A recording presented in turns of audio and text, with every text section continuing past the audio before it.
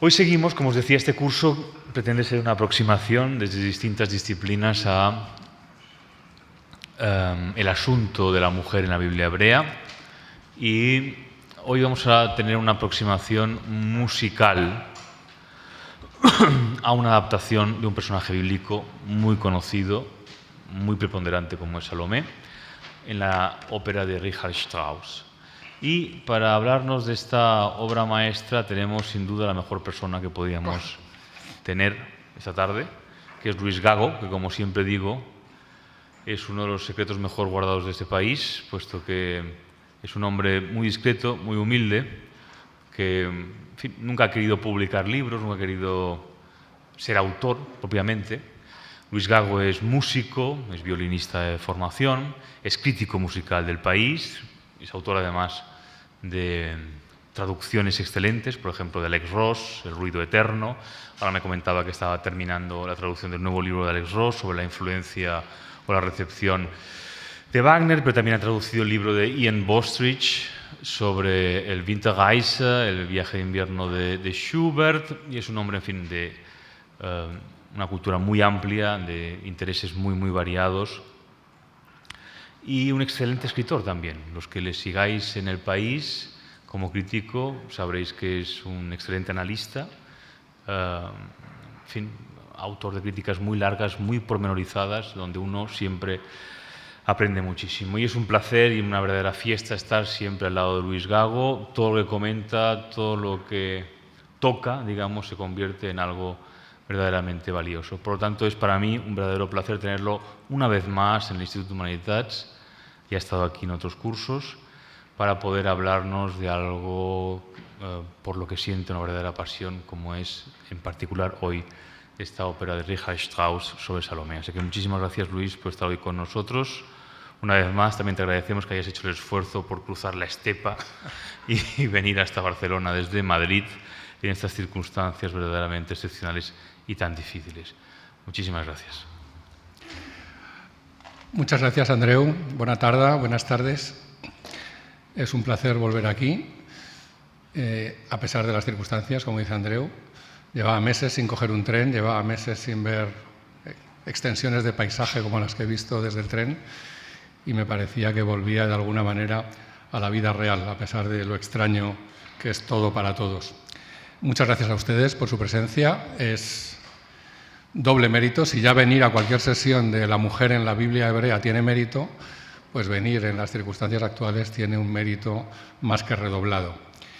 Como ha dicho Andreu, voy a hablar básicamente de la ópera Salomé de Richard Strauss, pero antes va a haber un largo exordio para llegar a ella, habiendo situado una serie de aspectos que me parecen importantes para comprenderla mejor. Espero administrar bien el tiempo y que no se desequilibre demasiado en favor de la primera parte y en desfavor de la segunda.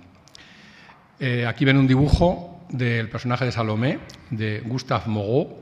No es una elección casual, como vamos a ver enseguida, pero antes me gustaría justificar, si es que fuera necesario, el por qué se puede dedicar en este ciclo una sesión al personaje de Salomé.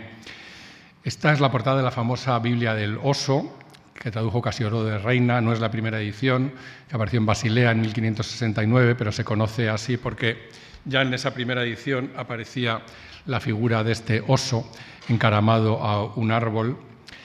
Y utilizando este texto histórico y esta traducción histórica, vemos cómo en el Evangelio de San Mateo, en el capítulo 14, como se ve por ahí arriba, dice San Mateo, traducido por Casiodoro de Reina: y celebrándose el día del nacimiento de Herodes, la hija de Herodías bailó en medio y agradó a Herodes, y prometió con juramento de darle todo lo que pidiese.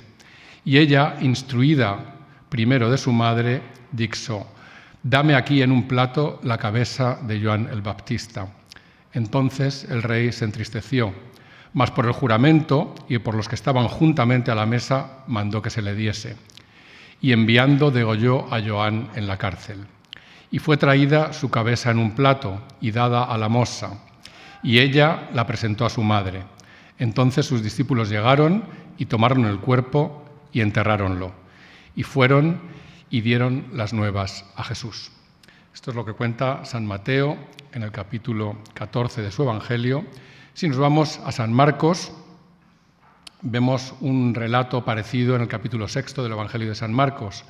Y viniendo un día oportuno en que Herodes en la fiesta de su nacimiento hacía cena a sus príncipes y tribunos y a los principales de Galilea, y entrando la hija de Herodías, y bailando y agradando a Herodes y a los que estaban con él a la mesa, el rey dijo a la moza: pídeme lo que quisieres, que yo te lo daré. Y juróle: y todo lo que pidieron te daré, y hasta la mitad de mi reino. Y saliendo ella, dijo a su madre: ¿qué pediré? Y ella dijo: la cabeza de Juan el Bautista. Entonces ella entró prestamente al rey y pidió diciendo: quiero que ahora luego me des en un plato la cabeza de Juan el Bautista.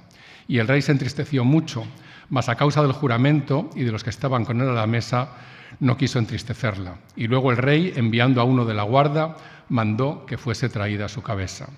El cual fue y lo degolló en la cárcel y truxo su cabeza en un plato y dióla a la moza, y la moza la dio a su madre.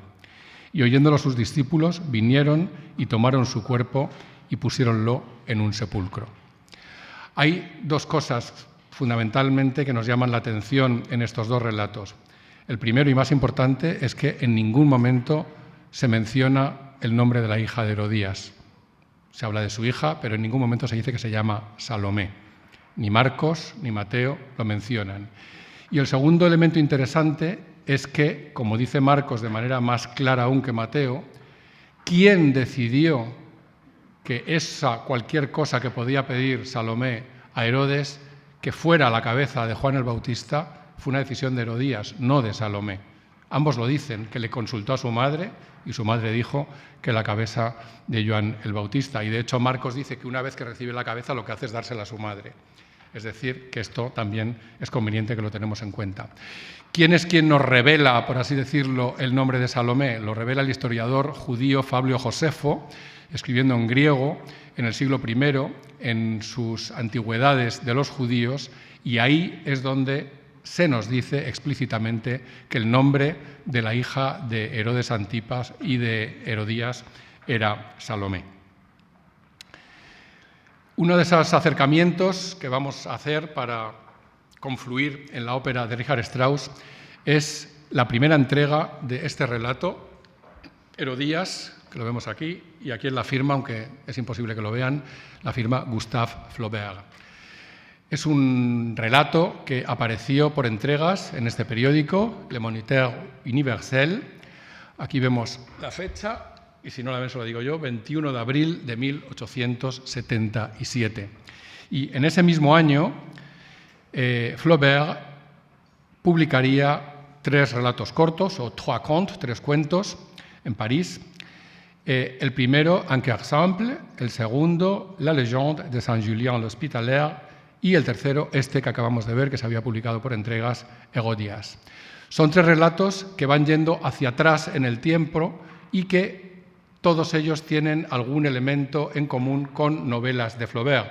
Un cœur simple es un relato ambientado en la época contemporánea de Flaubert y que guarda una relación con Madame Bovary. El segundo, La leyenda de San Julián el Hospitalario, es un relato que está ambientado en la Edad Media y que guarda relación con otra novela de Flaubert, La tentación de San Antonio. Y por último, Herodías se remonta a la antigüedad para contar esta historia justo en vida de Cristo, es decir, justo en los años después de Cristo, y guarda relación con otra novela de Flaubert que es Salammbô, que está ambientada en la antigüedad, pero antes, en el siglo III antes de Cristo, en el Cartago del siglo III antes de Cristo. Conservamos el manuscrito de Herodías, aquí ven con la caligrafía de Flaubert el título, y fíjense cómo escribía Flaubert, tachando, añadiendo, con globos, era tremendo. Así está escrito también Madame Bovary, si han visto alguna vez alguna página manuscrita de la novela. Aquí, por ejemplo, rechazó la página en su totalidad. Aquí salvó bastante, o casi todo, en el segundo capítulo del cuento. Aquí volvemos a encontrar tachones. Y la visión que nos da Flaubert de Salomé y de Herodías, porque lo que cuenta Flaubert es la misma historia que vamos a encontrar luego en la ópera de Richard Strauss, lo que da Flaubert es una imagen de Salomé muy orientalizante. Como pueden ver en estas 3 frases que he querido resaltar de esta edición de 1877, refiriéndose a Salomé a partir de aquí. Ella bailaba como las sacerdotisas de la India, como las nubias de las cataratas, como las bacantes de Lidia. Es decir, es una imagen muy situada en Oriente.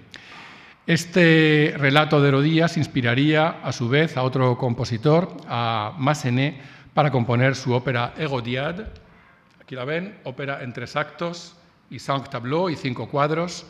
El manuscrito se encuentra también en la Biblioteca Nacional de Francia. Es una ópera que prácticamente no se representa nunca. Y para situar en este ambiente francés iconográficamente a Salomé, tenemos que acudir justamente a ese pintor del que habíamos visto el dibujo en la primera diapositiva, Gustave Moreau, al que me he referido antes. Gustave Moreau tenía una obsesión absoluta por el personaje de Salomé, hasta el punto que se conservan de él 19 óleos, 6 acuarelas y más de 150 dibujos. Uno de ellos, el que hemos visto al comienzo, ese dibujo de la princesa. Este lo vemos, el título, Salomé bailando delante de Herodes, de 1876, es decir, un año anterior justo al cuento de Gustave Flaubert. Y este cuadro, que es quizás el más conocido de los que pintó Gustave Moreau, se llama L'Apparition, la aparición, también del año 76, fue premiado como el mejor cuadro en el Salón de París en ese año, en 1876, y encontramos una variante muy parecida a esta imagen de la cabeza del Bautista como flotando en medio de la nada, delante de una Salomé semidesnuda, y en esta variante, en esta acuarela, que en este caso se encuentra en el Musée d'Orsay, que es muy similar en composición y en imágenes al óleo que acabamos de ver, que es ese que digo que fue premiado en el Salón de París de 1876. Ahora vamos a juntar las 2 obsesiones, la obsesión de Salomé y la obsesión de Gustave Moreau por Salomé. Y eso se produce en esta novela, una novela muy famosa en su tiempo en Francia.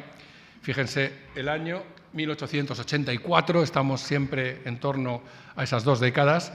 Es una novela del escritor parisiense Joris Karl Huysmans, A Rebours, en el título original en francés, que se ha traducido de muy diversas maneras. Es una obra que trata únicamente de un personaje, del que se habla siempre en tercera persona, Jean de Cessant, que es un hombre que vive recluido en su casa, al margen completamente del exterior y obsesionado por la idea de belleza, detesta la sociedad que le rodea, detesta el exterior y vive únicamente en un mundo decadentista de obras de arte en las que tienen un lugar primordial, como vamos a ver enseguida, justamente los cuadros de Gustave Moreau sobre Salomé.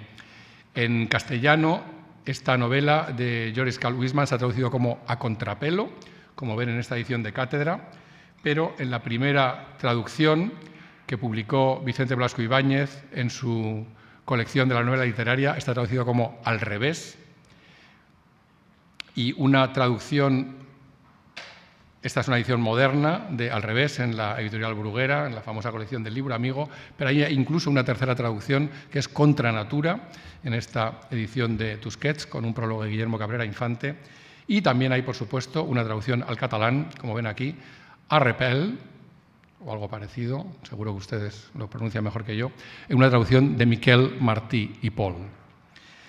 Si nos vamos al capítulo 5 de la novela de Huysmans, vemos cómo hace referencia a esa obsesión por Salomé. Lo ven, por ejemplo, aquí. Dice, había adquirido sus 2 obras maestras de Gustave Moreau, como dice aquí, y durante las noches soñaba delante de una de las 2 el cuadro de Salomé. O sea que este hombre de Cessant, que es el ejemplo máximo del decadentismo francés de finales del XIX, vive entre 4 paredes, obsesionado por los cuadros de Gustave Moreau de Salomé, de los que ha adquirido 2 que cuelgan en su casa. En la traducción Aquí vemos el equivalente, por ejemplo, aquí se ve, había adquirido sus 2 obras maestras y durante noches enteras soñaba ante una de estas obras, el cuadro de la Salomé, concebida así, seguía un trono semejante al altar mayor, etcétera, etcétera, describe un poco los cuadros. ¿De quién es el texto que utilizó Richard Strauss para su ópera Salomé? No es el cuento de Gustave Flaubert, pero de alguna manera esta tradición de obsesión por el personaje en Francia llega hasta Oscar Wilde, que quizá no hubiera nunca escrito su Salomé de no haber habido este caldo de cultivo precedente en Francia. Aquí vemos la primera vez que apareció publicada The Picture of Dorian Gray, la novela de Oscar Wilde, que apareció en esta revista mensual, Lippincott's, que nos interesa. Aquí ven el manuscrito, de letra del propio Oscar Wilde. Ven que no tiene nada que ver con el manuscrito de Flaubert, un manuscrito muchísimo más limpio, con solo un par de tachones en esta primera página. Y esto nos interesa porque aquí habla Oscar Wilde de que Lord Henry, que lo vemos aquí, que es uno de los protagonistas de la novela, le regala a Dorian Gray una novela cuyo nombre no se dice en ningún momento, pero por el contenido de lo que dicen, esa novela es justamente Aghebour de Joris Karl Huysmans, es decir, Salomé, por decirlo con otras palabras. No vamos a entretenernos, aunque sería maravilloso, y le había puesto también una versión moderna para no tener que leer la caligrafía de Oscar Wilde, que por otra parte es una caligrafía extraordinariamente clara de leer y que vamos a volver a ver enseguida. Pero básicamente lo interesante es eso, es que podemos trazar un puente entre Flaubert, Huysmans, Moreau, Dorian Gray, Salomé. Y Salomé, Oscar Wilde, Salomé, Richard Strauss, que es nuestro destino final. Otro de los grandes de la cultura francesa de entonces, Stéphane Mallarmé, del que hablé, si alguno de ustedes lo vio, porque esto se hizo en la época dura, que era imposible viajar, cuando hablé de Claude Debussy y de Igor Stravinsky, hablé del Prélude à l'après-midi d'enfant, y ahí hablé un poco largamente de Mallarmé. Bueno, pues Mallarmé también tiene un fragmento, como él mismo escribe aquí, titulado Hérodiade, que es otra manera francesa de mencionar al personaje de Herodías. El problema que hubo con Salomé, como se cuenta en este recorte de prensa, es que fue considerada, por supuesto, una obra escandalosa y no se pudo representar. La idea era que lo estrenara la más famosa actriz europea de entonces, que era la actriz francesa Sarah Bernard, que iba a estrenar la Salomé de Oscar Wilde en su temporada en los teatros londinenses. Pero la censura, Lord Chamberlain, el responsable de dar el placet a las obras de teatro, prohibió la representación utilizando el pretexto de que en los escenarios británicos no podían interpretarse obras de tema bíblico. Una prohibición que, por supuesto, cuando les interesaba se saltaban, pero cuando les interesaba utilizarla, la utilizaban. Y en este recorte de prensa habla, es interesante de leer también, pero tampoco nos vamos a detener en él para llegar al final sin agobios. Oscar Wilde reniega de Inglaterra, reniega de los ingleses y dice que ha decidido pedir la nacionalidad francesa porque París es la capital del arte, París es el lugar donde tienen que vivir los artistas, y el periodista, con bastante mala idea, voy a leer solo lo que dice al final, dice: en cuanto a la nacionalización a adquirir la nacionalidad francesa de Oscar Wilde, muestra una gran fortaleza por su parte, ya que al convertirse en ciudadano francés tendrá que servir en las filas del ejército francés y su esteticismo tendrá que entrar en contacto con las desagradables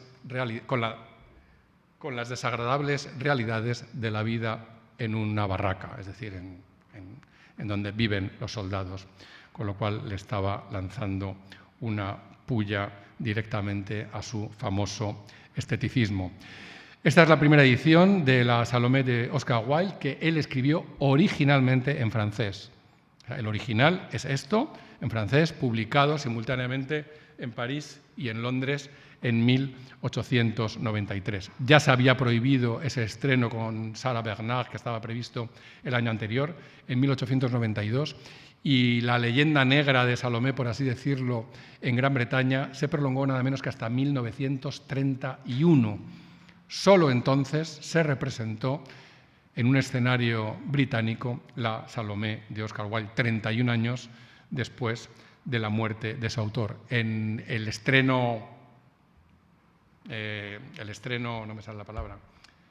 absoluto de Salomé como obra de teatro se produjo en París en 1896, pero no por Sarah Bernhardt, porque Oscar Wilde había sido encarcelado en 1895, era un personaje escandaloso y ella quiso mantenerse apartada de la Salomé de Wilde, por eso ya no está vinculada al estreno como era la intención original. La Salomé en francés está dedicada al gran poeta Pierre Louys, un gran amigo de Claude Debussy, del que también hablé cuando el curso de las vanguardias del siglo XX, al hablar del preludio a la siesta de un fauno. Y aquí tenemos la lista de los personajes de la obra y aquí el comienzo de la obra con esa frase tan hermosa que pronuncia el joven sirio, que se convertirá en el personaje de Narrabot en la ópera de Richard Strauss, comme la princesse Salomé est belle ce soir. Qué hermosa está esta noche la princesa Salomé, a lo que el paje de Herodías le dice, mira la luna. La luna tiene una importancia enorme en la obra, como vamos a ver enseguida. Esta es la primera página de la versión inglesa, en la que esa frase del joven sirio es How beautiful is the princess Salomé tonight. Esta es la edición original, la cubierta, con una ilustración de Aubrey Beardsley, el famoso artista que ilustró diversas obras de Oscar Wilde. Aquí vemos su estilo inconfundible, con siempre prominentes símbolos sexuales, lleno de erotismo, publicado en 1894, es decir, el año siguiente de la edición francesa. Y fíjense que aquí pone una tragedia en un acto, traducida del francés de Oscar Wilde, pero luego en la siguiente página pone a mi amigo Lord Alfred Bruce Douglas, the translator of my play. Parece ser que la traducción no es, por supuesto, de Douglas, que era el amante del propio Oscar Wilde, sino que la tradujo el propio Oscar Wilde, porque, entre otras cosas, el francés de Lord Alfred Douglas era muy pobre y, al final, en lugar de aparecer en un lugar preferente, apareció disimulado más en la dedicatoria, lo cual le produjo un gran dolor a Alfred Douglas. Aquí ven la mujer en la luna, esa referencia a la luna del comienzo del paje de Herodías. Vemos cómo Aubrey Beardsley dibuja una cara de mujer en medio del círculo lunar.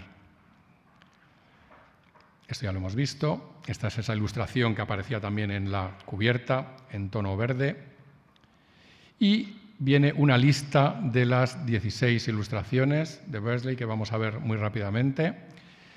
La falda con forma de pavo real, la capa negra, un lamento platónico, Juan y Salomé, entra Herodías, fíjense la prominencia de los pechos de la madre de Salomé, y luego estas figuras hermafroditas, también muy características de la estética de Aubrey Beardsley, los ojos de Herodes, la danza del vientre, el tocador de Salomé I, el tocador de Salomé II, la recompensa de la bailarina, la cabeza de Juan Bautista en la bandeja, el clímax, también el clímax en la ópera de Strauss. El clímax, por supuesto, es cuando por fin Salomé consigue la cabeza del profeta y besa sus labios exangües, lo cual en el momento, en la ópera, tiene una traducción musical muy impactante. Y por último, en el colofón, el cul de lampe, en francés aquí vemos a una Salomé ya muerta, desnuda, como la depositan en el interior de un ataúd. En esa edición aparece una nota de Oscar Wilde, que es una carta que escribió al periódico The Times, que no vamos a leer en detalle, pero en la que dice que algún crítico ha dicho que él había escrito la obra específicamente para Sarah Bernhardt por encargo suyo. Y él dice que eso es mentira, que un artista como él no escribe por encargo de nadie, que un artista como él escribe por inspiración y por un impulso personal y no porque una tercera persona se lo diga. Ya he comentado antes que Oscar Wilde estuvo en la cárcel por delito de sodomía, la homosexualidad estaba penada en Inglaterra, estuvo penada tristemente muchísimos años más allá de la vida de Oscar Wilde. Recuerden al extraordinario matemático Alan Turing, que también fue encarcelado y de ahí su suicidio posterior. Pues aquí vemos el comienzo manuscrito con la caligrafía que ya conocemos, de la que hemos visto antes del retrato de Dorian Gray de Oscar Wilde, y aquí se lee H.M. Prison Reading, es decir, Her Majesty's Prison, la cárcel de su majestad, todavía la reina Victoria, en Reading, que es la cárcel en la que estuvo Oscar Wilde condenado durante más de 2 años. Y ahí escribe una larga carta a su amante, a Lord Alfred Douglas, el supuesto traductor de Salomé, en la que repasa la tumultuosa relación entre los dos. Esta carta fue publicada posteriormente y póstumamente por otro amigo de Oscar Wilde, Robert Ross, en 1905, y él le puso el título De Profundis. De Profundis es el comienzo en latín del Salmo 130 de la Biblia, desde las profundidades. Y en esta carta, aquí vemos el comienzo, que es un comienzo maravilloso que conviene leer. Querido Bossy, que es como él llamaba cariñosamente a su amante, a Lord Alfred Douglas, después de una larga e infructuosa espera, me he decidido a escribirte yo mismo, tanto por tu bien como por el mío, ya que no me gustaría pensar que había pasado 2 largos años de encarcelamiento sin haber recibido una sola línea tuya o ninguna noticia o ningún mensaje, excepto aquellos que me causaron dolor. Y a partir de aquí viene una larga y extraordinaria confesión casi, de la que nos interesa especialmente rescatar una mención que se encuentra en esta página. Bueno, este es el final. Al final se despide Oscar Wilde, Your affectionate friend, tu amigo que te quiere, pero es una forma que encubre el dolor acumulado por Oscar Wilde, por la relación que había mantenido con Alfred Douglas y que la había llevado a la cárcel. Esta es la página a la que me refería. Y aquí lo que nos interesa es lo que dice exactamente aquí, no sé si lo podrán leer, pero aquí se lee claramente Salomé. Y lo que dice, es uno de los estribillos cuyos motivos recurrentes convierten a Salomé en algo tan parecido a una pieza musical y que la mantienen unida, bind it together, como una balada. Es decir, el propio Oscar Wilde, en esta larga carta a Lord Alfred Douglas, reconoce que la repetición de determinadas frases en su obra de teatro convierten ya por sí solos a su obra teatral en una pieza musical. Es decir, que era cuestión de tiempo que llegara alguien que pusiera música, de verdad, al texto de Oscar Wilde. Y esa persona, como vamos a ver enseguida ya, será Richard Strauss. Antes, y para acercarnos un poco ya al ámbito germánico, no puedo dejar de hacer referencia a uno de mis héroes, que es Karl Kraus, periodista, escritor, poeta, dramaturgo, polemista, uno de los genios absolutos del siglo XX, que prácticamente en solitario editó durante 37 años la revista Die Fackel, la Antorcha. Este es el primer número, aquí lo ven, 1899. Bueno, y este es el último, febrero de 1936. Karl Kraus fue el faro que iluminó a toda una generación de centroeuropeos durante el primer tercio del siglo XX. Fue admirado por todos, absolutamente. Si ustedes han leído, y si no lo han hecho, se lo recomiendo vivamente, el segundo tomo de las memorias de Elias Canetti, que en alemán se llama Die Fackel am Ohr, es decir, la antorcha al oído, habla muchísimo de Karl Kraus y de la influencia que tuvo, pero bueno, Karl Kraus fue idolatrado por Arnold Schoenberg, por Alban Berg, por Anton Webern, por Oskar Kokoschka, por todos los grandes de la Viena de 1900. Pues bien, hay quien quiera saber cómo escribía Karl Kraus, hay un resumen muy resumido de las centenares y centenares de textos que escribió Elias Canetti para Die Fackel en la editorial Acantilado, traducido por una persona habitual en los ciclos de Andreu, que es el gran traductor Adam Kovačič. Pues ahí hay un libro donde se recoge una selección de textos de Karl Kraus para la antorcha. Ahora nos interesa este número que vemos aquí, de diciembre de 1903, escrito poco después de que se estrenara en Viena la obra de Richard Strauss, la obra de Oscar Wilde, es decir, el drama teatral de Oscar Wilde. Ven que el número el número 150, comenzaba justamente con un artículo de Karl Kraus sobre Salomé y comienza justamente con una cita del propio Oscar Wilde. Está escrito en alemán, por supuesto, aunque la cita original es en inglés. Cuando los críticos se pelean entre sí, eso demuestra que el artista está en armonía consigo mismo. La cita original de Oscar Wilde es "When critics disagree, the artist is in accord with himself". Es una gran cita y Karl Kraus, que tiene también grandes frases, centenares de frases extraordinarias, lo utiliza al comienzo de este texto. Él había visto, como digo, en 1903, el 12 de diciembre, el estreno de Salomé en Viena y he entresacado ese pequeño fragmento y como Karl Kraus no es fácil de traducir sobre la marcha, aquí está la traducción que he preparado, en la que dice: en la producción del teatro alemán, porque era una compañía invitada que había venido desde Praga para hacer este estreno de Salomé en Viena, y no puedo decir más en su alabanza, incluso el señor Schütz habría caído presa de la magia de Salomé. El señor Schütz era el crítico teatral de Neue Freie Presse, que era un periódico vienés que Karl Kraus detestaba con todas sus fuerzas.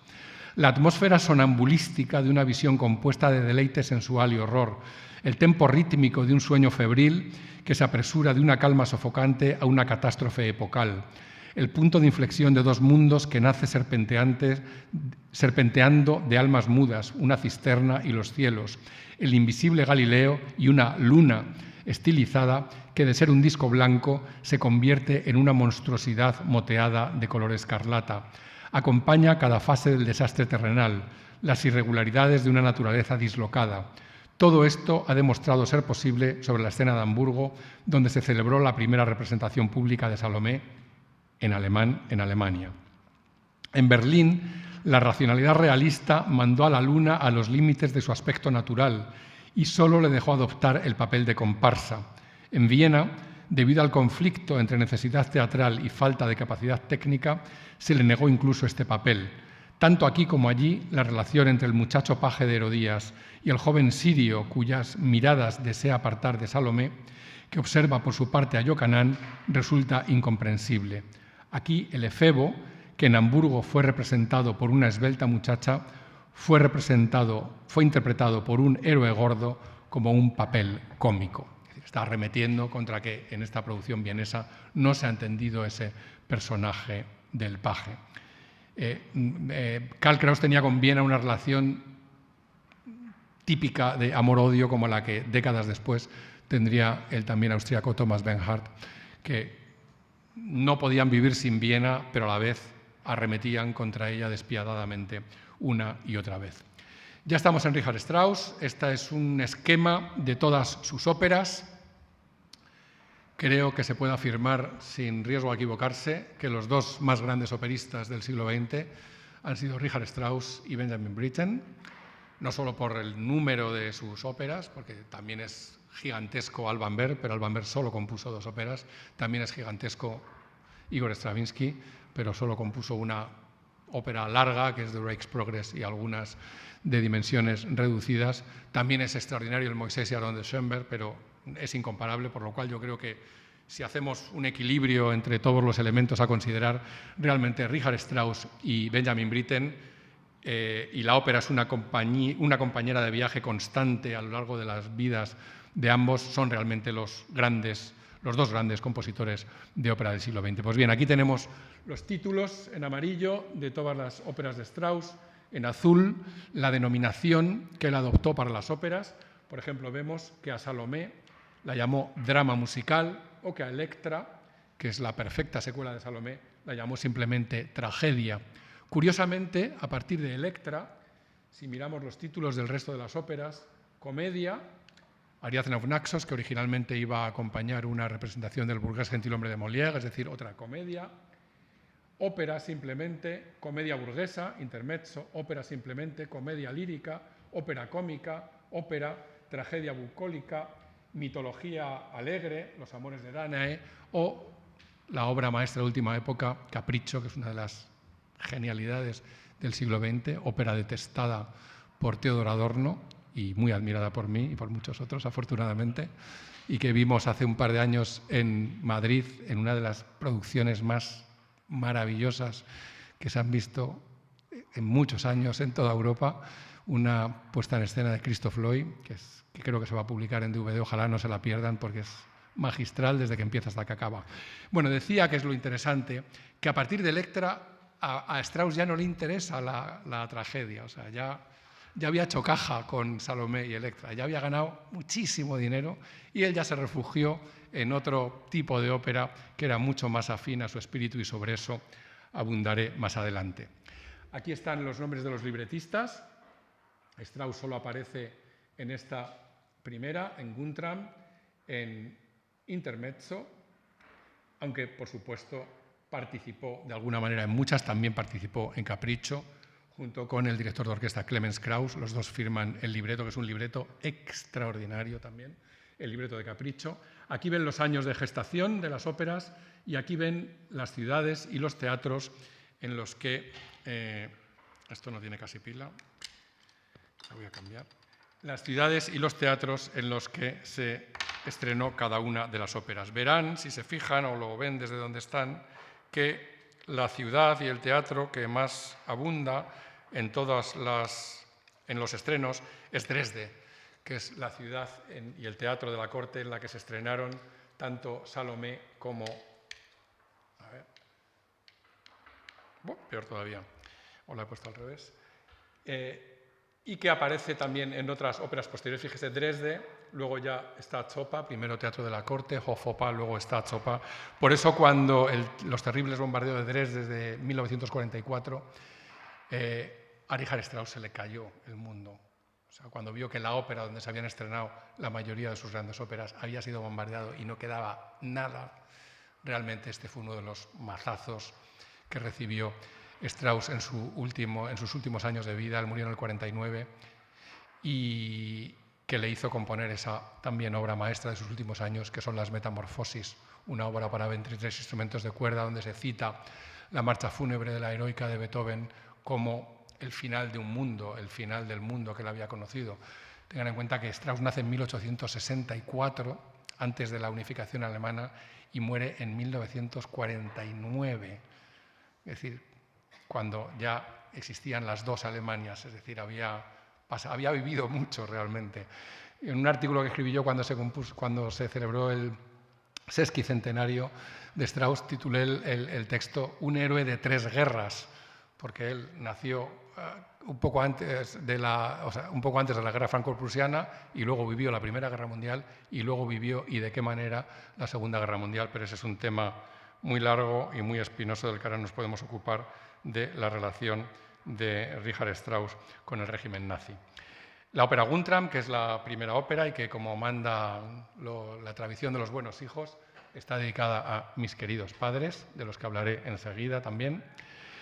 Y aquí vemos a Strauss con el gran Hugo von Hofmannsthal, que fue el libretista de varias de sus óperas.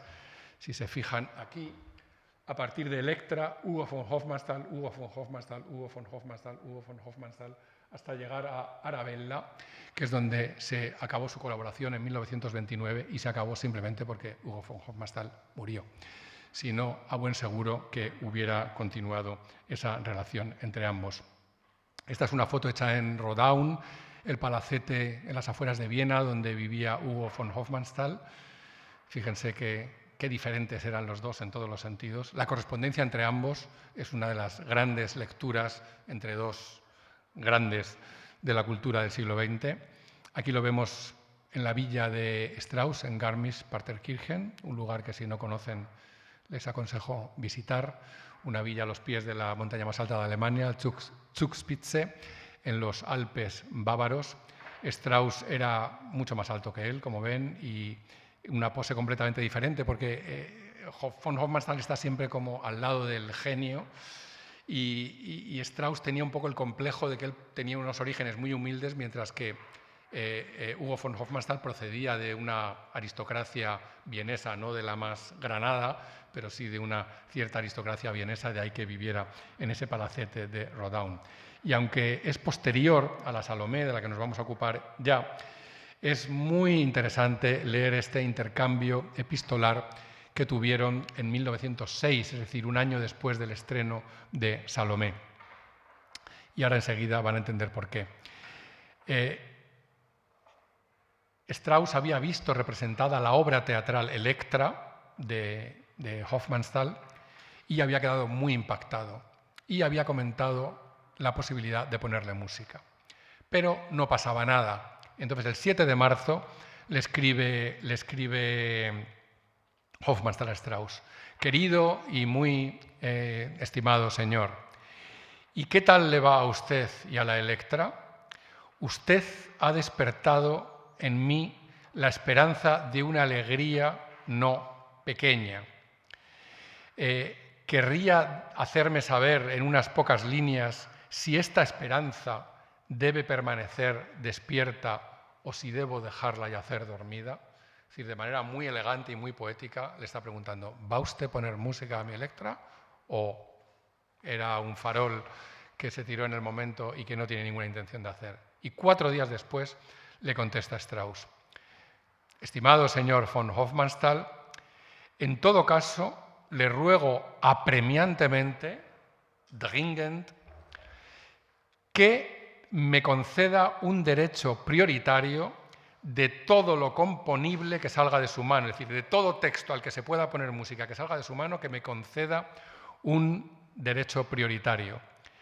Sus maneras se corresponden tanto con las mías, y ahora lo que está escrito en naranja resaltado, hemos nacido el uno para el otro y juntos podemos producir algo hermoso, y le pone una condición: wenn Sie mir treu bleiben, si usted me permanece fiel. Es decir, si los textos me los ofrece solo a mí y no los va ofreciendo por ahí al mejor postor. Y a continuación dice: ¿tiene usted algún hermoso material renacentista para mí? Como un muy salvaje Cesare Borgia o Savonarola, eso sería el objetivo de todos mis deseos. Es decir, Strauss, que ya ha triunfado con Salomé, sabe que lo que vende, dicho de manera un poco vulgar, si quieren, es el morbo, la sangre, el sexo. Es lo que le dio riadas de dinero con Salomé y con Electra. Y con esos derechos de autor fue justamente con los que compró y se construyó esa maravillosa villa en Garmisch-Partenkirchen, al sur de Múnich. Un lugar idílico. Y él fue un gran defensor, además, de los derechos de autor. Él consiguió que los derechos de autor fueran escalando en años, pasaran de 20 años a 30, de 30 a 50, porque era la manera de poder vivir de su trabajo de los compositores. Pero luego hemos visto que no hizo eso. Ya no quiso componer una ópera sobre Cesare Borgia, ya no quiso componer una ópera sobre Savonarola. Lo que hizo fue componer El Caballero de la Rosa, una ópera de ambiente dieciochesco, una comedia conyugal burguesa como Intermezzo, una pieza conversacional en música como Capriccio, que es una abstracción intelectual casi que debe primar antes, si la música o la palabra, en una ópera, una metaópera, además clarísima, Capriccio, y entonces renunció. ¿Por qué? Porque ya no necesitaba realmente acudir a eso, ya había ganado suficiente dinero, y el que iba siguiendo ganando toda su vida, por supuesto, porque Salomé y Electra son óperas que no han dejado de representarse en un solo momento hasta hoy. Están permanentemente representándose en los teatros de todo el mundo. El estreno es este, cartel que vemos aquí, 9 de diciembre de 1905, en la Ópera de Dresde. Ahí lo vemos, Salomé, música de Richard Strauss, y el reparto completo con todos los cantantes. Este no es el estreno, es el estreno en Graz, en otra importante ciudad austriaca, el 16 de mayo de 1906. Y lo saco aquí a colación porque justamente con este día, este 16 de mayo de 1906, con esta representación, estreno en Graz de Salomé, comienza Alex Ross el relato del libro al que ha mencionado antes Andreu, El ruido eterno, el libro que tuve la suerte o la desgracia de traducir, porque es un libro muy difícil y muy largo, y aunque ha sido un éxito, porque un libro de 800 páginas sobre música del siglo XX que lleve vendidas 26 ediciones es una cosa verdaderamente insólita en nuestro país. Y si van al primer capítulo, solo voy a leer el comienzo, se titula La Edad de Oro, Strauss, Mahler y el fin de siècle. Cuando Richard Strauss dirigió su ópera Salomé el 16 de mayo de 1906 en la ciudad austríaca de Graz, se dieron cita varios próceres de la música europea para ser testigos del acontecimiento.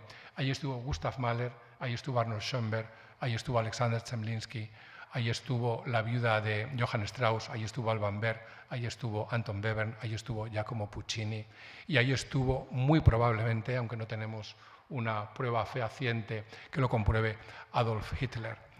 Es decir, que es un día donde hubo una confluencia extraordinaria. Y Alex Ross, con su gran visión periodística, arranca justamente no su historia del siglo XX, porque El ruido eterno no es una historia del siglo XX, es una historia de la música producida por la historia del propio siglo XX, que es un concepto completamente diferente. Esta es la cantante Marie Wittig, que incorporó el personaje de Salomé en el estreno en Dresde en 1905. Aquí la vemos con Richard Strauss, que es el que vemos ahí a la derecha, con bigote.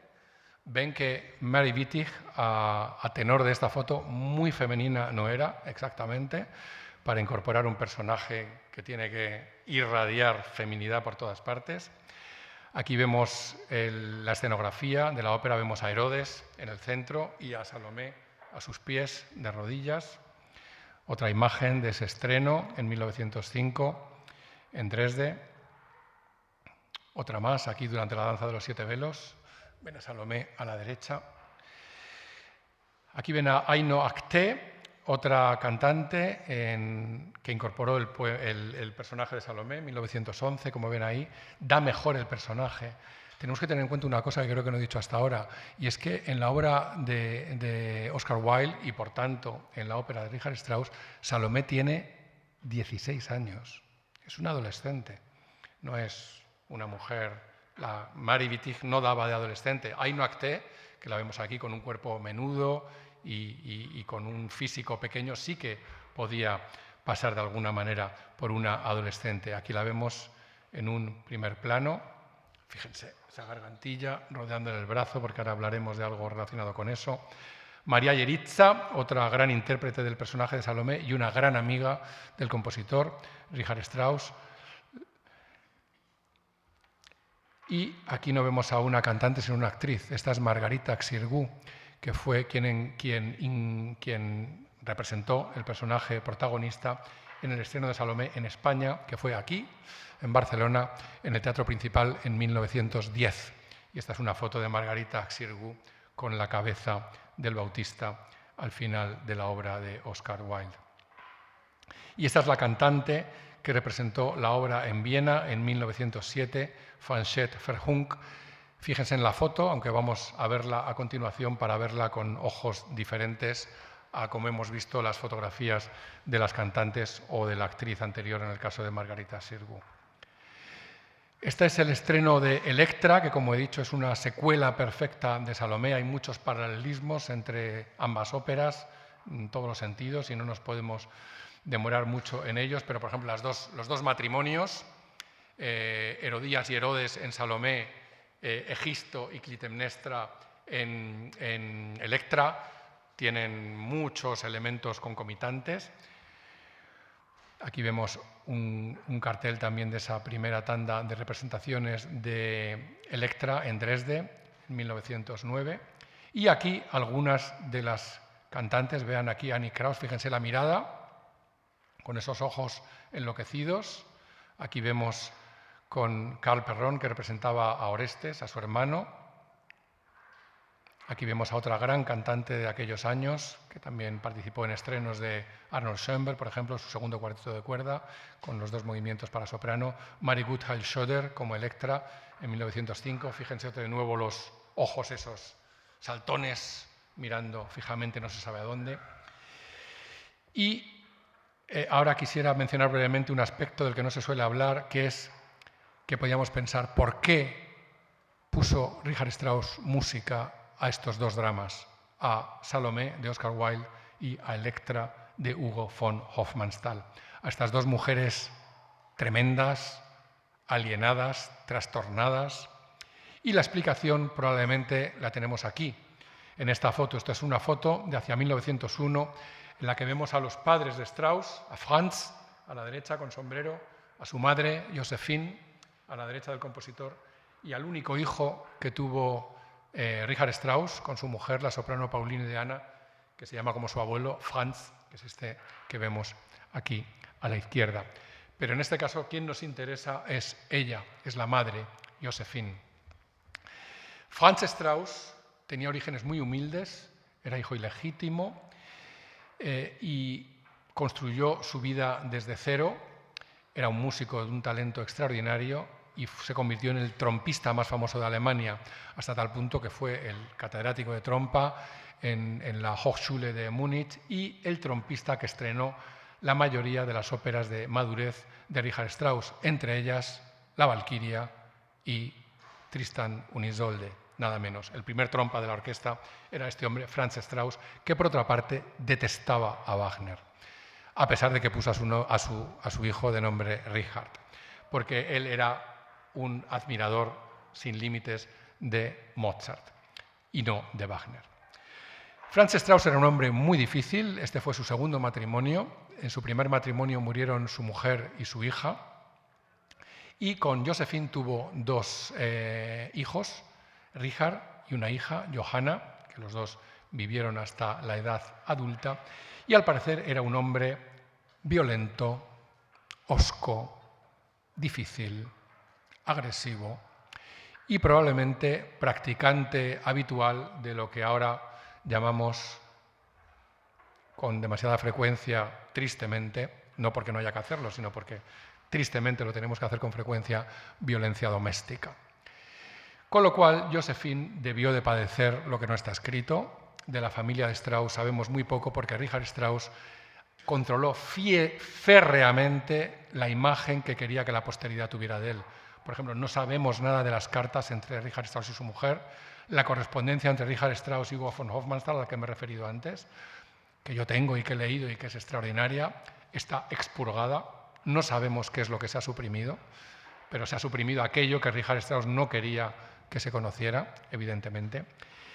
Y tampoco sabemos mucho de lo que pasó con la madre de Strauss, pero sí que sabemos, porque se conserva este registro de entrada en una clínica para enfermedades mentales al sur de Múnich, que tuvo su primer ingreso en esta clínica en el año 1885. Josephine Strauss es el penúltimo de los nombres que aparecen aquí. Se lee Strauss Josephine. Ese de ahí. A continuación, donde pone quién es, en alemán pone Professor Gattin, es decir, mujer de profesor o mujer de catedrático. A continuación, pone de dónde viene, München, de Múnich. A continuación, la edad, 46 años. A continuación, el diagnóstico. Y aquí se lee muy bien. Melancolía. Y a continuación, y eso es no menos interesante, pone colateral. Colateral, en el lenguaje de los psiquiatras, quiere decir que esta melancolía, o en entradas posteriores. Ella tuvo más de 12 ingresos en esta clínica mental, iba siempre a la misma, y es extraordinario que en su primer ingreso, en 1885, el director de esta clínica psiquiátrica era el psiquiatra de Luis II de Baviera, que estaba loco, como todos ustedes saben, por lo cual en Baviera estaban muy adelantados en el tema de la locura porque su propio rey estaba loco.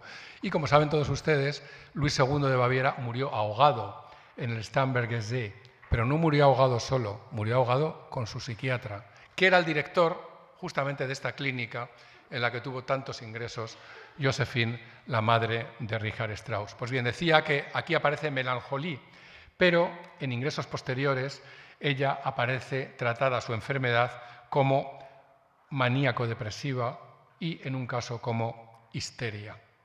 Es decir, lo que está claro es que esta mujer tenía alteradas sus facultades mentales, quizás como consecuencia de la dura vida doméstica que llevaba con este hombre difícil y agresivo. Por eso podemos entender el interés de Richard Strauss por Electra y Salomé, por estas mujeres alienadas e histéricas. Electra es un caso de libro de una persona histérica. Y Salomé, como vamos a ver ya, es una persona absolutamente obsesiva. O sea, es como estos niños que quiero chocolate, quiero chocolate, quiero chocolate. Pues ella, quiero la cabeza del Bautista, quiero la cabeza del Bautista, quiero besar sus labios, quiero la cabeza del Bautista. O sea, una obsesión patológica por un monotema que se repite constantemente. No obstante, hay que tener en cuenta que Salomé, la obra de Oscar Wilde y la ópera de Richard Strauss, no trata únicamente de esta obsesión patológica de Salomé por el Bautista, sino que Oscar Wilde, con gran astucia dramática y con un lenguaje poético extraordinario, arropa esta pasión con otras subpasiones, por así decirlo, y a esto me gustaría referirme brevemente. Digamos que la pasión de Salomé por Iocanaan es la punta del iceberg, pero hay otras pasiones, y una de ellas, por supuesto, y una de las más importantes de estas subpasiones, es la que siente Herodes por su hijastra. Herodías es su segunda mujer, y él tiene una pasión completamente incestuosa por esta niña de 16 años a la que mira con una mirada lúbrica y deseando poseerla del mismo modo que Salomé quiere poseer al Bautista. Y vamos a escuchar en el comienzo de esta escena 4. Pueden leer bien el texto, ¿no? Supongo. Sí, el texto está así porque se hizo Salomé hace años en el Teatro Real y tuve la suerte de que me encargaran la traducción y así es comodísimo porque ya aparecen el alemán y el castellano y está sacado de este programa de mano del Teatro Real.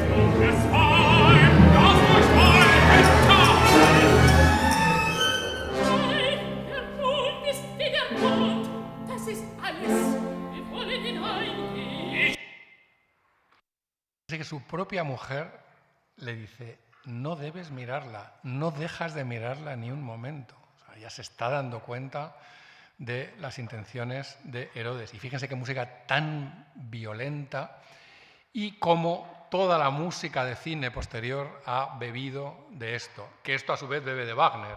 Es decir, toda la música de cine ha bebido muchísimo de la línea Richard Wagner, Richard Strauss.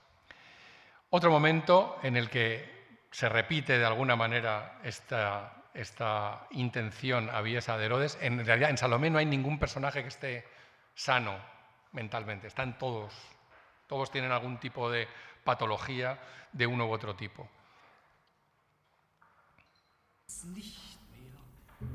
Ich habe es gehört, es war das Wehen des Windes. Es ist vorüber.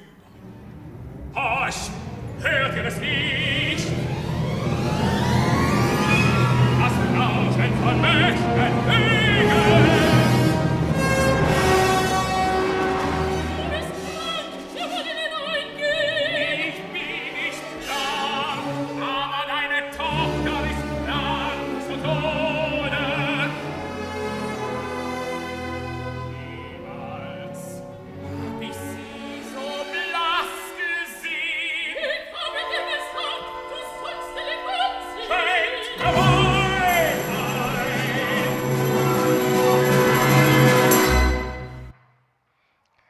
Con esta música tan violenta, tan expresionista, porque el expresionismo musical es justamente esto, que luego llevaría más allá todavía, por ejemplo, Arnold Schoenberg en Erwartung, pero es el mismo clima expresionista. Vemos esta tensión entre el matrimonio, porque ella le insiste en que debe dejar de mirar fijamente a Salomé, como no para de hacerlo. Vemos que a veces esto utiliza símbolos muy de Oscar Wilde, que es como el que vamos a ver ahora, cuando él quiere tocar cosas que hayan tocado también los labios de Salomé, en una fantasía también sexual.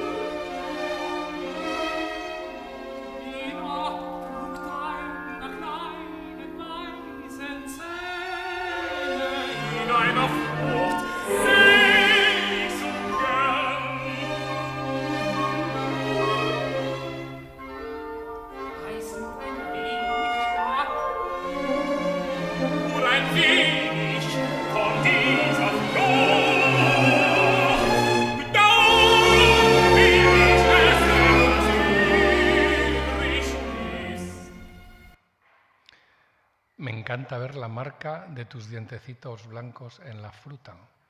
Esto es lo que se llama un pedófilo, un pederasta, con el agravante de que es su hijastra encima. Y claro, la madre biológica de la niña ve esto y está que no puede dar crédito del espectáculo que se abre ante sus ojos. Pero hay más sus pasiones.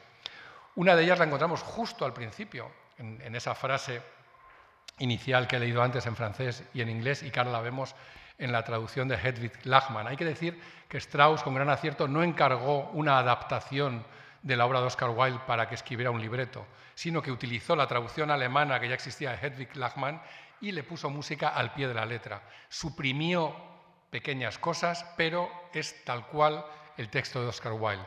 Y entonces ese Wie schön ist die Prinzessin Salome heute Nacht, que es el equivalente de lo que he leído antes en francés y en inglés. Qué hermosa está esta noche la princesa Salomé. Con lo cual, la ópera y la obra comienza con otra pasión prohibida, que es la de este Narrabot, que es el jefe de la guardia de Herodes, que también está entusiasmado por la adolescente. Con lo cual, esta Salomé es un imán de todas las miradas masculinas.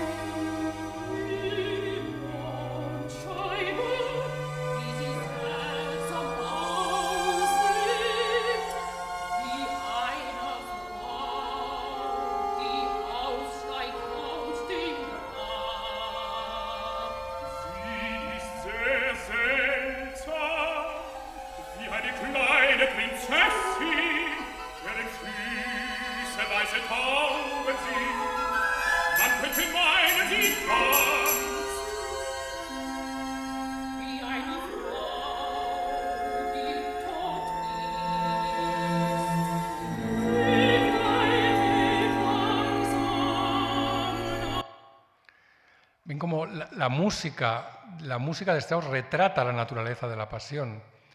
La música que acompaña a las frases de Narrabot denotan una pasión sincera, limpia, vamos a decirlo así. Mientras que la música que retrataba la pasión de Herodes denota una pasión depravada, exacerbada. Esta es una pasión imposible. Narrabot, como he dicho antes, es el jefe de la guardia. Él no tiene acceso a la princesa. La mira con ojos imposibles, como un amor platónico que sabe que nunca se puede consumar. Y eso está perfectamente reflejado en la música. Voy a abreviar. Este es otro ejemplo también de esa pasión de Narrabot por ella. Lo saltamos. Y llega un momento en el que ve Narrabot, que está que no tiene ojos más que para Salomé, ve como Salomé no tiene ojos más que para el cautivo Juan el Bautista, que está encerrado en la cisterna. Y este choque de pasiones provoca que Narrabot no pueda soportarlo más, no pueda soportar que ver a Salomé humillándose, implorando casi de rodillas a Iocanán, cuando él estaría dispuesto a darle todo lo que el otro le niega. Y ante este choque de pasiones incompatibles, al final Narrabot, desesperado, lo que hace es clavarse un puñal.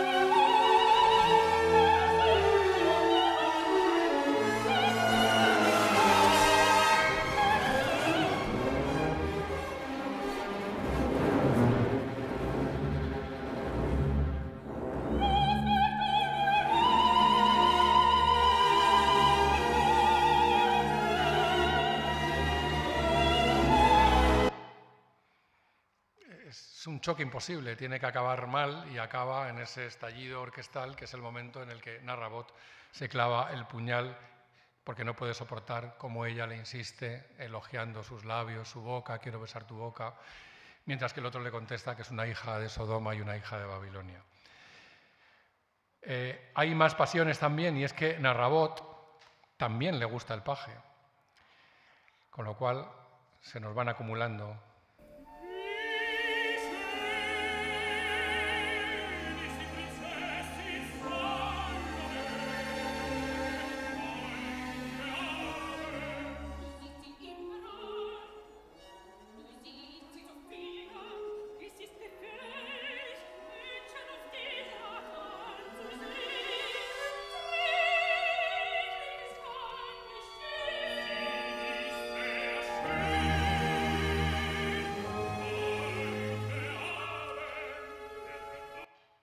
Lo he dicho al revés, perdón. Es la pasión del paje por Narrabot, no del narrador por paje, que no tendría ningún sentido. Aunque hay personajes que le gustan los dos lados, como vamos a ver enseguida.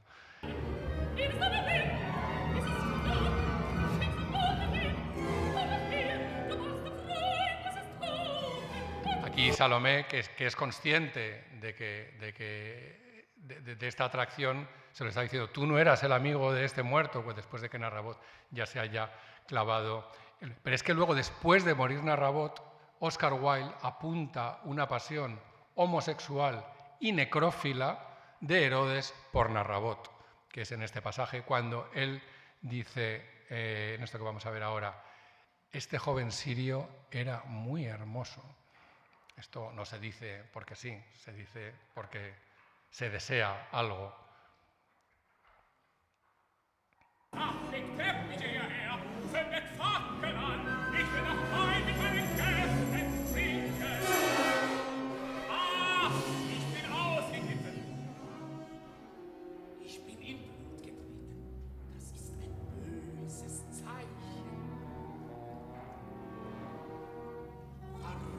Ihr Blut, dieser Tote, wer ist dieser Tote hier? Wer ist dieser Tote? Ich will ihn nicht sehen. Es ist unser Hauptmann. Ich erließ keinen Befehl, dass sie getötet werde. Er hat sich selbst getötet. Das scheint mir seltsam. Der junge Syrier, ihr war sehr schön.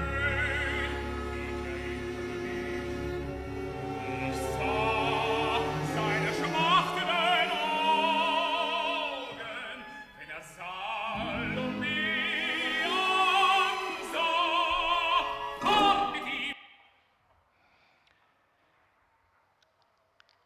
Iocanaan, es decir, Juan el Bautista, que es el nombre que adopta en la ópera de Strauss, tampoco es realmente trigo limpio. Es decir, en estos personajes bíblicos realmente no hay ninguno que se salve. Siento que me haya tocado los más truculentos y los más depravados de todos en este ciclo, pero es lo que hay, como diría mi hijo.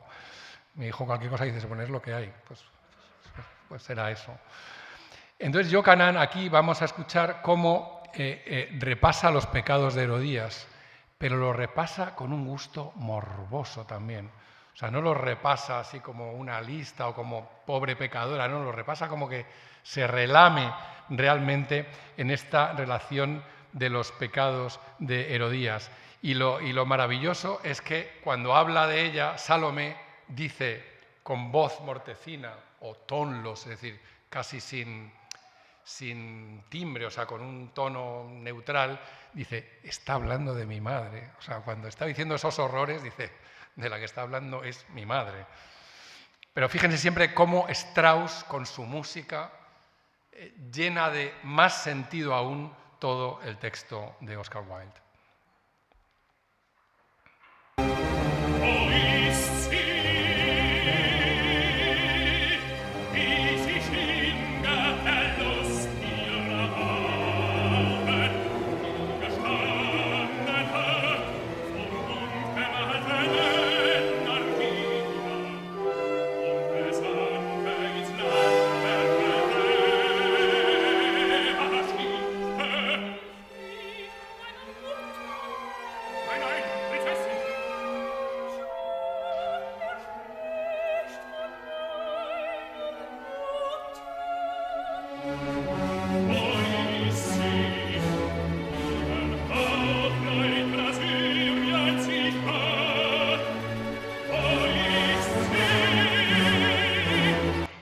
Fíjese qué colección de personajes. Al final acaba diciendo Salomé: es ist schrecklich, es ist wirklich schrecklich.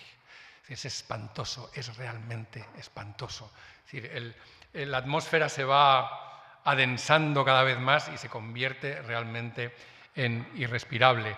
Aquí la voz de Johanan, que está todavía en la cisterna, se regodea en el futuro sufrimiento de Herodías. Es decir, no tiene pensamientos muy cristianos, sino todo lo contrario. Esto lo vamos a saltar porque si no, no llegamos. Vamos a ver alguna representación pictórica de Salomé, por ejemplo esta, con esta joven, semidesnuda, con muchas transparencias.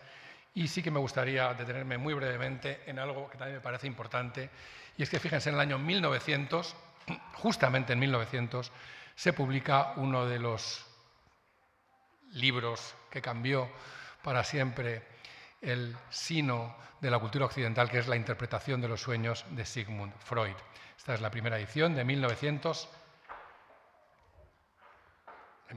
como he dicho, pero lo que me interesa es que en la quinta edición, aumentada, como pone ahí, Vermehrte Auflage, 1919, Sigmund Freud añadió un epígrafe en el sexto capítulo. El sexto capítulo dice Die Traumarbeit, el trabajo con los sueños, y añadió este epígrafe la representación a través de los símbolos en el sueño. Otros sueños típicos. Este es este sexto capítulo, el trabajo con los sueños. Ese es el epígrafe que acabo de mencionar. Y lo que nos interesa es esto que he marcado aquí en amarillo, donde escribe Sigmund Freud: para la representación simbólica de la castración, el trabajo onírico, el trabajo con los sueños, el Traumarbeit, que es el epígrafe de todo este capítulo, se sirve de, y pone 2 puntos, la calvicie, el cortarse el pelo, la caída de los dientes y la decapitación. Das Köpfen. ¿Qué quiere eso decir? Pues quiere decir que como todos los que estamos aquí somos adultos, a las cosas se le pueden llamar por su nombre. Y es que esta obsesión de Salomé por la cabeza del Bautista, por la cabeza decapitada del Bautista, esa cabeza representa también muy probablemente otra cosa, que es el miembro viril del Bautista. Y en realidad ese beso que ella quiere dar a esos labios exangües después de que se haya cortado la cabeza del Bautista, en realidad lo que es una felación, dicho en términos freudianos. Eso es lo que está buscando, y por eso dice aquí Freud que en la representación simbólica de la castración eso aparece representado en los sueños como la calvicie, como cortarse el pelo, como caerse los dientes y como cortar la cabeza. Fíjense en esta imagen del famoso cuadro de Judith, que tiene la cabeza de Holofernes en su mano. Esta otra imagen menos conocida, pero nos interesa porque en el pliegue ese de la falda, y ahora me he puesto freudiano en este momento ya cerca del final, fíjense cómo lo encontramos en esa foto que les dije que volveríamos a ver. Ustedes fíjense cómo lleva el brazo esta cantante que incorporaba Salomé, que es lo más parecido a esto que ahora creo que se llama el bondage. Es decir, la gente que se ata en la cama y se pone cuerdas por el cuerpo. Pero fíjense cómo le cuelga ese pañuelo también de la falda, representando también freudianamente esa cabeza desgajada del Bautista como realmente el falo de San Juan Bautista. Fíjense también la posición de las piernas, es decir, esto es de una sexualidad llevada realmente al límite, lo cual es muy apropiado porque Salomé trata justamente de eso, como hemos visto y como todavía vamos a ver muy brevemente ya al final. Hay otras imágenes de Salomé mucho más púdicas, como esta, de este cuadro de 1890, en la que está la bandeja todavía sin la cabeza del Bautista, lo cual es un poco absurdo, porque realmente cuando Salomé recibe la bandeja, la recibe ya con la cabeza. Ella no dice, mire, aquí la bandeja, pónganme la cabeza del Bautista. No, la cabeza viene ya incorporada con la bandeja, no viene separada. ¿Cómo consigue Strauss que Salomé, una ópera de alrededor de 1 hora y 40 minutos, sin interrupción, al igual que Electra, Strauss sabía cómo había que triunfar? Se triunfa con una ópera no muy larga y donde haya dosis abundantes de todo lo que estamos viendo, de sexo, de violencia, de sangre, de pasiones incompatibles unas con otras. Y la unidad se consigue tanto en Electra como en Salomé con lo que había patentado, entre comillas, Richard Wagner, que es con la utilización de motivos recurrentes, Leitmotiven, que se van repitiendo a lo largo de la ópera. Y Salomé aparece representada fundamentalmente con 2 motivos. Ese que aparece ahí enmarcado en rojo, que toca el primer clarinete, pam, pa, pa, pam, pa, pam. Lo escuchamos después de la escala.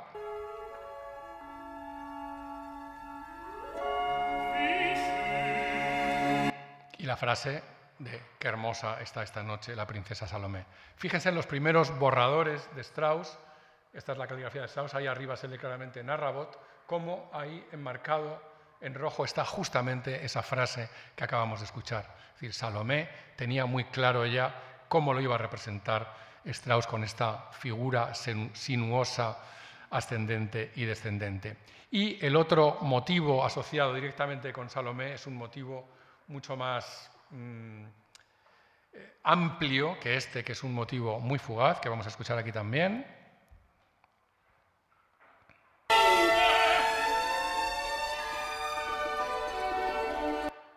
Que bebe de alguna manera del anterior, es decir, hay una cierta interrelación entre ambos. Narrabot, en cambio, aparece con esta figura ascendente, con dos ascensos muy pronunciados.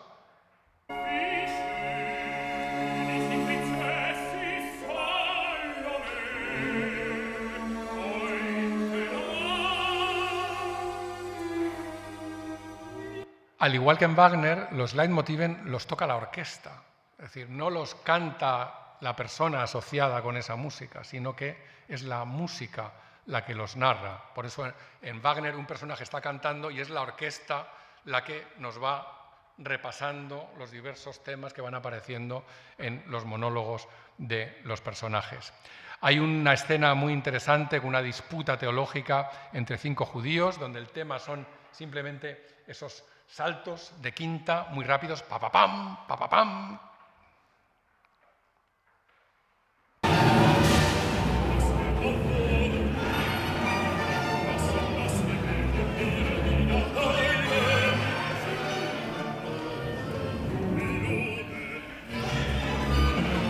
Eso ya muy fuerte, eso pa-pa-pam, pa-pa-pam, pa-pa-pam, que estábamos oyendo constantemente en diversos instrumentos de la orquesta. Y, por supuesto, tenía que haber un tema asociado a Yochanan, que es el objeto de deseo de Salomé, que escuchamos en muchas ocasiones a lo largo de la ópera, que es este.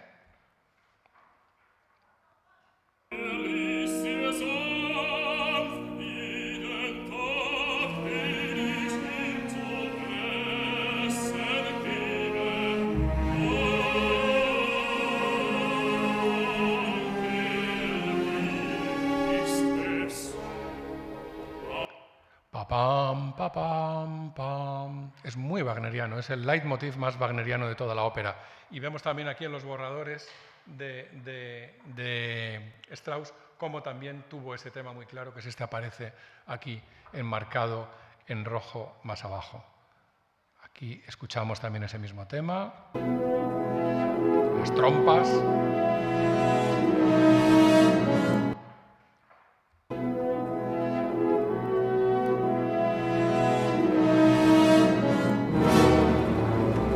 Cuando suena esta música, pam, pam, pam, pam, la referencia es siempre a Yochanan. Este es lo que enseñó Wagner a hacer, que la orquesta puede referirse a personajes y que la música, por debajo de las voces, está haciendo referencias independientes. Quien narra en las óperas de Wagner es la orquesta, no son los personajes. La acción avanza por debajo, no por encima.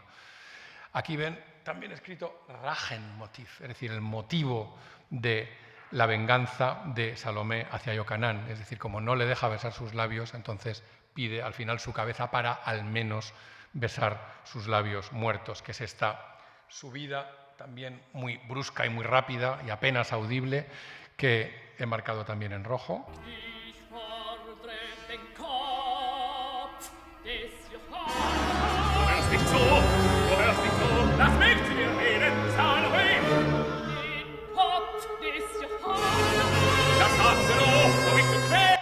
Justo al acabar de decir que quiere la cabeza de Yochanan, escuchamos ese motivo de la venganza, porque es su manera de vengarse de él, exigir la cabeza después de haber danzado la danza de los 7 velos. Voy a saltar un poco para pasar, porque bueno, este tema es interesante de escuchar, porque también se escucha mucho. Es un tema que no está muy claro a qué se refiere. Puede referirse tanto a Salomé como un personaje enigmático, que no sabemos exactamente qué es lo que desea o qué es lo que esconde en sus deseos, o puede denotar también el afán de seducción del Bautista, es decir, el mostrarse ella como una persona deseable, apetecible, aunque Johannan no la puede ver porque les recuerdo que durante gran parte de la ópera está dentro de la cisterna, o sea, solo pueden oírse las voces, pero no pueden verse físicamente.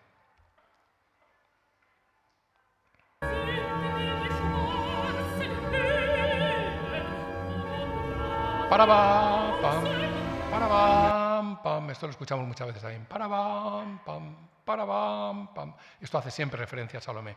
Aquí ven a Richard Strauss en una fotografía como director.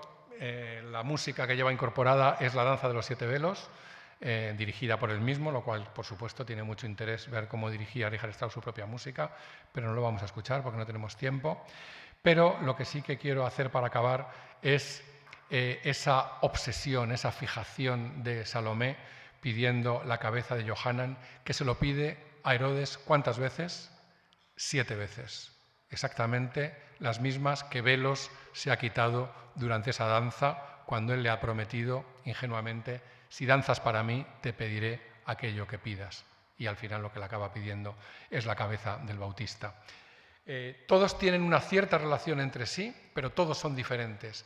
Y hay un elemento en común, que es eso que he marcado aquí arriba. ¿Ven? Ahí arriba, por ejemplo, está marcado ese tema que decía él, pa pa pam, pam, pa pa pam, pam. Luego aquí está, cuando por primera vez, riéndose, lächelnd, ella pide la cabeza de Johannan, y ahí, clarinete, el elemento que tienen en común todas estas veces, y es que mientras estas 7 veces Salomé exige a Herodes la cabeza del Bautista, uno u otro instrumentos de la orquesta o varios tocan trinos. Un trino en música es 2 notas contiguas sonando incesantemente. Do, re, do, re, do, re, do, re, mi, re, mi, fa, cualesquiera.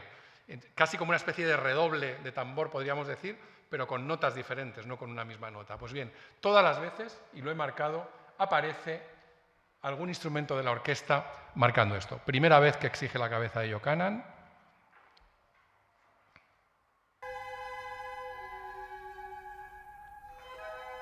Clarinetes hacen los trinos.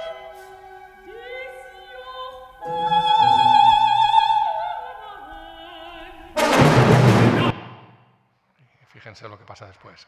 Segunda vez, también clarinetes, los trinos.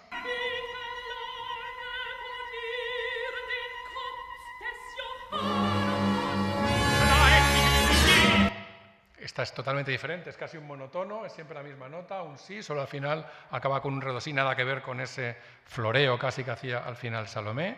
Tercera vez, oboes con los trinos arriba.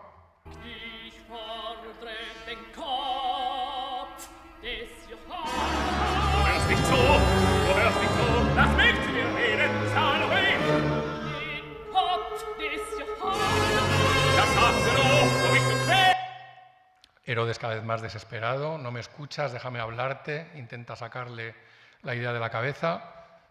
Otra vez.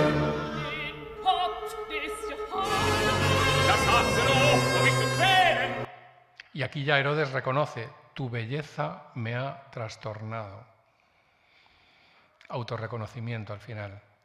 Una vez más, aquí vemos clarinetes y clarinete bajo.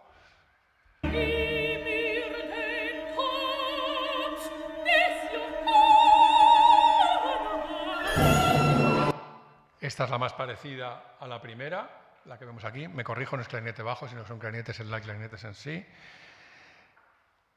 La siguiente, sexta.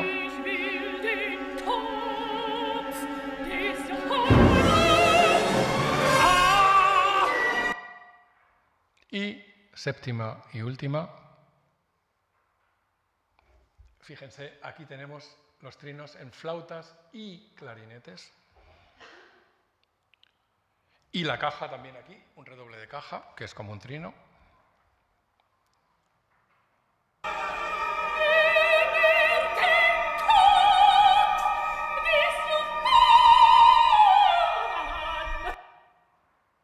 Y Herodes, al final, aquí, Herodes se hunde verzweifelt, desesperado, en su asiento, y al final le dice que le den lo que pide, ella es, en verdad, hija de su madre.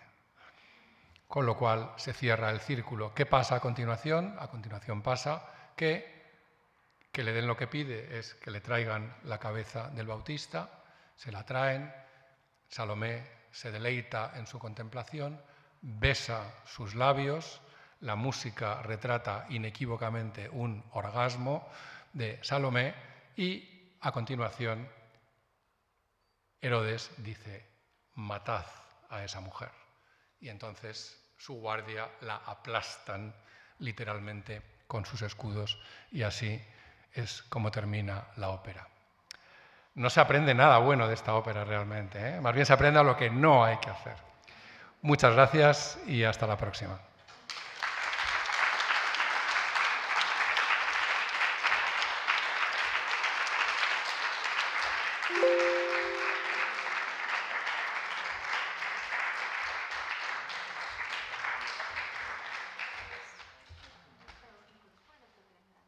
¿Perdón?